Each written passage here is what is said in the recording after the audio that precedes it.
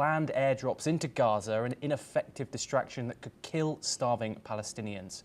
This comes as Israel had said earlier that it will allow airdrops of food and supplies from foreign countries into Gaza in the coming days in response to critical food shortages caused by its blockade.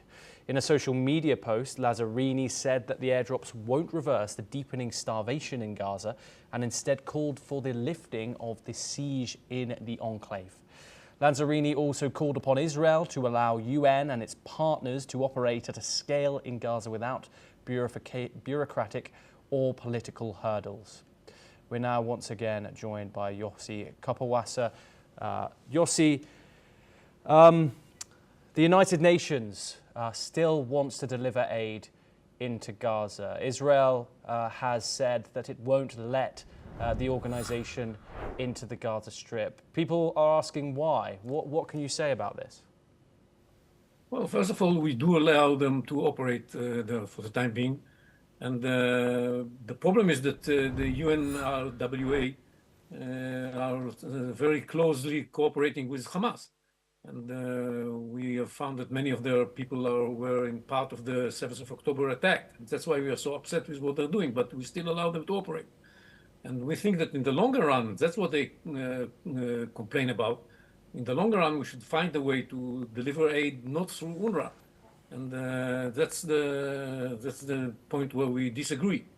And regarding the lifting of the sanctions, lifting of the siege and all of that, we have come with an offer for a ceasefire that was supposed to come into effect long ago. And Hamas is the one that refuses to accept the ceasefire. And that's why we have the continuation of the war. We could have had a ceasefire by now, long ago, as I said. And I think that President Trump has referred to that and said that it seems that Hamas doesn't want a ceasefire and wants to go dead. Yossi, in regards to the statement that you've made saying that there was some UNRWA members directly associated with Hamas, yes, that is true. 9 individuals were implicated, but they have now been implicated, suspended or fired. Why should these 9 individuals be responsible for the reported starving, malnutritional deaths of almost the 2 million people in Gaza? No, this has nothing to do with the starvation and the hunger of people. That's something totally different. First of all, there's a question, who is UNRWA and on what side they are? And unfortunately, their mission in life is to perpetuate the suffering of the Palestinians and to continue the teaching of the Palestinians that eventually they are going to get rid of Israel and make it disappear.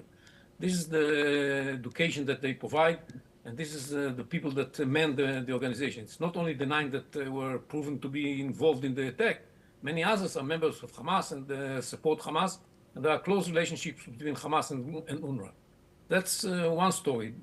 Put that aside. Now there's a question of delivering the aid.